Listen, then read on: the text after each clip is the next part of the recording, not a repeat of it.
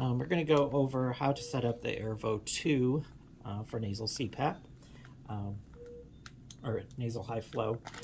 You're going to grab your airvo circuit kit. It's got pretty much everything that you need, except you're going to need your cannula, which will be whatever size is appropriate for your patient. You do not want them to be oversized into the nose. You want a little bit of a gap around the prongs itself. So you don't want a very, very tight seal. It puts pressure on there, and also it doesn't recommend that for your airflow.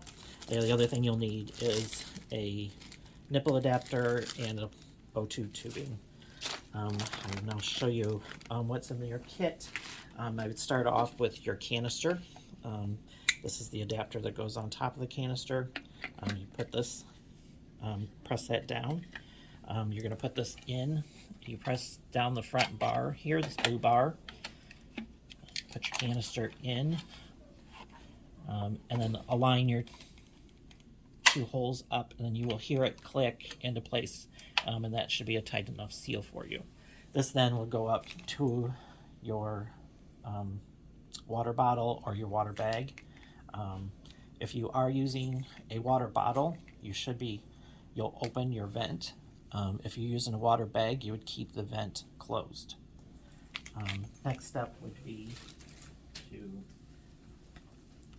add your tubing. As you see, got a wire prongs here that goes to the back side of the machine. You're just going to line that up, and you'll hear a little click.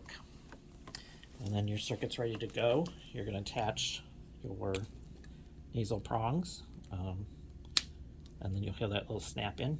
So that'll be ready to go. And then you're going to connect your O2 tubing. That goes here to the small little port on the top of the machine. I'll usually just hang this up here and connect your tubing to the nipple. And then you're pretty much ready to go. One thing to remember is make sure that you turn on your machine, start setting your settings, and then make sure that you let the machine warm up to the temperature before placing on the patient. Go. Now we're going to go over how to set your settings and start. You're just going to hold down your on-off button. It's going to go through its self-check, which takes a few seconds to get through its self-check. It's going to tell you the last time it was disinfected. Just make sure that when you are done using it, there is a disinfection cycle that it goes through. You will use this red tubing here and the little port.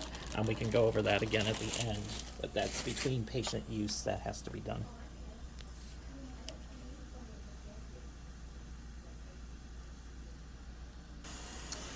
Okay, now we can go ahead and start doing our parameter things. If you want to, you're going to hit the side arrow here and hold that down. That is how you get to each individual parameter to change. Oh, sorry, let's stop that.